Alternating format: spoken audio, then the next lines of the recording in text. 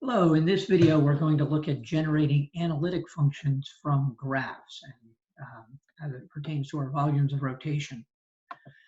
So you can see in some of the problems you have, there is not an equation that's given. So you need to come up with the equation. So there's the football problem where you have something that looks like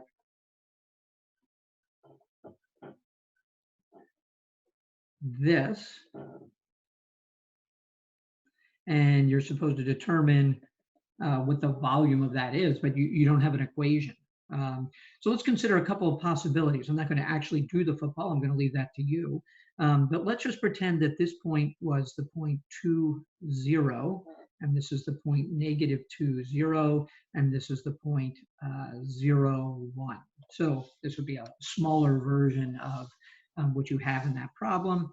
But how would we figure out what shape to give this curve? I mean, y needs to equal some f of x if we're going to do any kind of calculation. So there are a couple of possibilities. I would say possibility one is let's consider a parabola.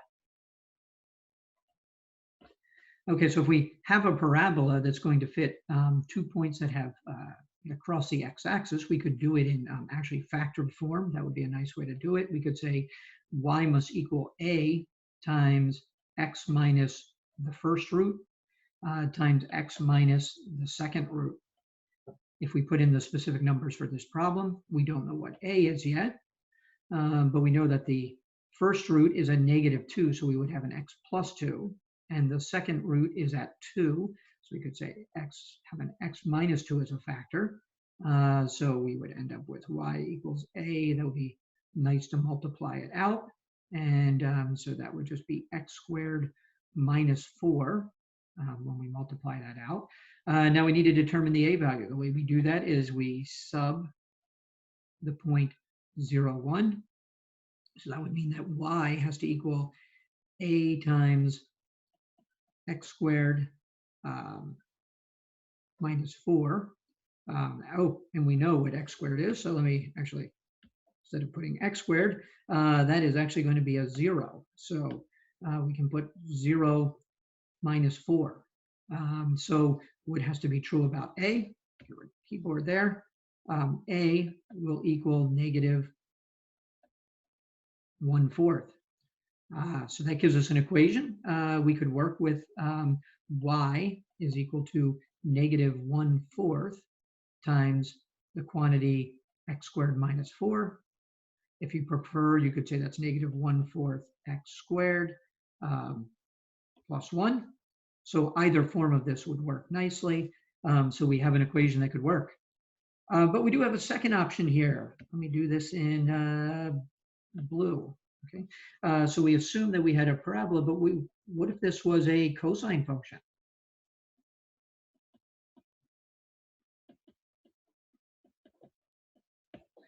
So if this were a cosine function, we could see that if we measured across here, that would be half the period. We'll call that half of capital T.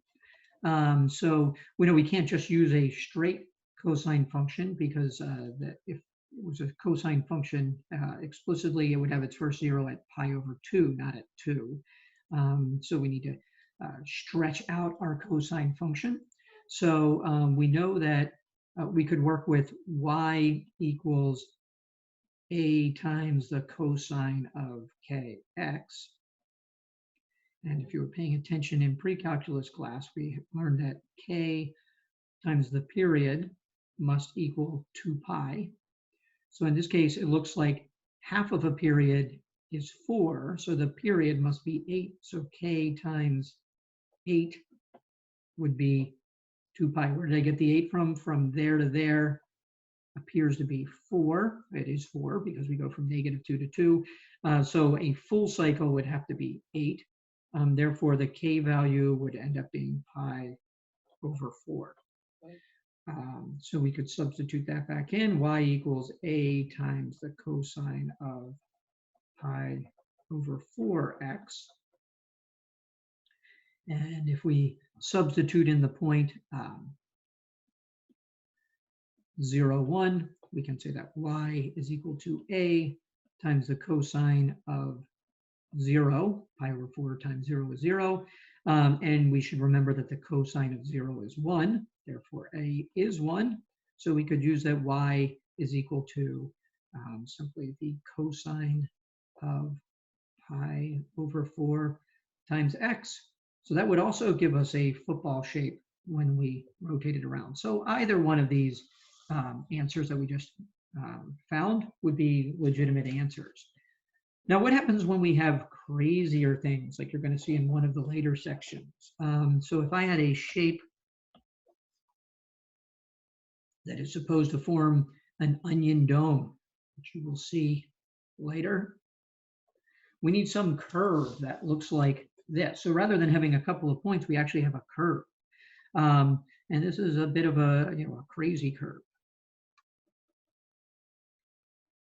Well, we're going to need to find out some combination of functions we're familiar with that will give us this curve. This does not look like anything that you see just as a simple function. So let's look at some aspects of this. First of all, it looks like there's a key feature there. We have a 0 right there at the origin.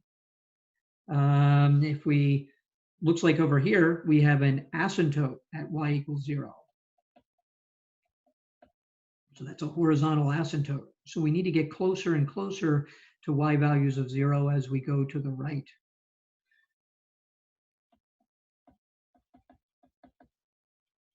Okay, other key features, we have a maximum somewhere up in here. Switch up colors just to write in some more notes. So in here, the function is increasing, but it is concave down. So concave down over here.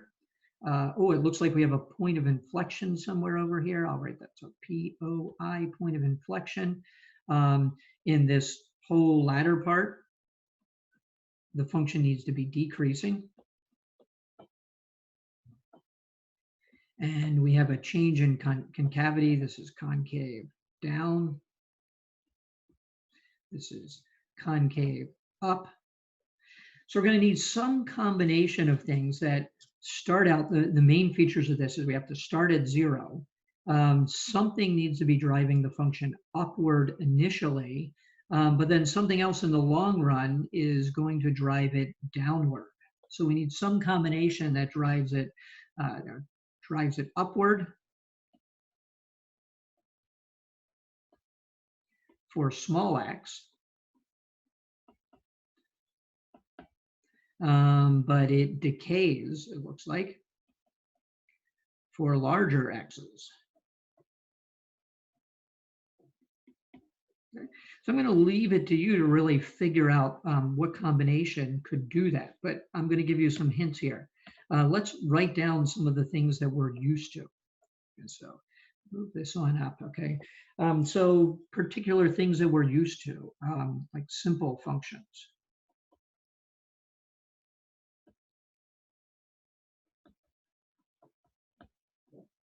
Okay, y equals x is a very simple function, okay? We know what that looks like. We don't need to, hopefully by now, you know what that looks like. As x gets bigger, it's going to get bigger and bigger. If x were negative, the y values will be negative. We also know what things like y equals x squared look like. Okay? But remember, we can modify these. We could change this around to something like, well, what if y equals 1/3 x minus 2 squared? Okay, so quick review. Where's my keyboard? X minus 2, this will shift us right by 2. What will the 1/3 do? It will compress the graph. It'll be shorter. So it's a vertical compression because we have this factor of 3 thrown in. So if we needed the graph to get shorter, we could put in a multiplier of something like 1/3. If we need to move the graph to the right, instead of having an x, we could simply have the x minus 2 there. So let's continue looking at some others. So some other purely algebraic things, y equals the reciprocal relationship. okay, would also be, something that you could work with. You know what that looks like, hopefully. Other options similar to that would be 1 over x squared. So those would be other possibilities. Y equals the square root of x. Think about what that does. We also have things like our exponential functions. So you have e to the x. Hopefully you understand that doesn't start at 0. It starts at a value of 1 when x is 0, and it grows.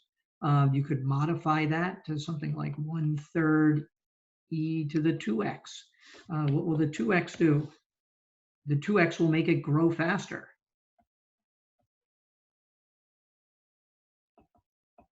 If you wanted it to grow more slowly, you could do x divided by 2, or some decimal in front of the x. 1/3, again, makes it shorter than it would have been. So we have different varieties of that. Never forget this one. You have e to the negative x. That would be decay. So instead of growing, that would decay. We have variations on that, like 5e to the negative x over 2. So once again, what happens here, the negative is decay. The x over 2 means it will decay a little more slowly than e to the negative x. What does the 5 do? It makes it taller at the beginning. So in fact, when x equals 0, there will be an initial value of 5. Other options, you have your sines and your cosines, and then you can make them fancier by changing the amplitude, and you can do things like stretch it horizontally with the factor of k, actually compress it. The bigger k is, the faster it will oscillate, the more compressed the oscillations will be. Or you could have a cosine of kx. And so all of those functions are things that you have in your back pocket. Now, what I want you to do is actually get out your calculator. And what we want to do is consider things like the addition or subtraction of functions.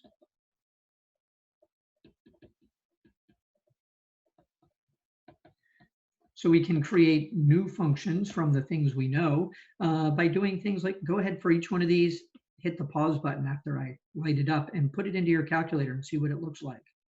X plus the sine of x would be an interesting one to look at. Another one, what if it was the sine of x squared? What does squaring the x, by the way, it's the input is being squared. What does squaring the x do? What about the sine squared of x, which is equivalent, or in your calculator, you'll have to put the sine of x squared. How is that different? What if you had y equals, let's say, e to the x minus x squared? What does that do? Continuing, those are some of the addition and subtraction of functions. You're going to definitely want to consider products or quotients.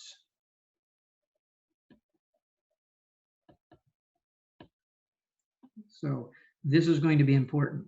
We should consider things like, what happens if we have x times the sine of x? What happens if we have something like y equals sine of x divided by x?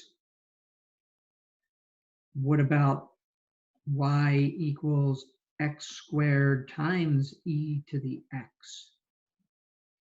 Or y equals x squared times e to the negative x, which, by the way, would be comparable to x squared divided by e to the x.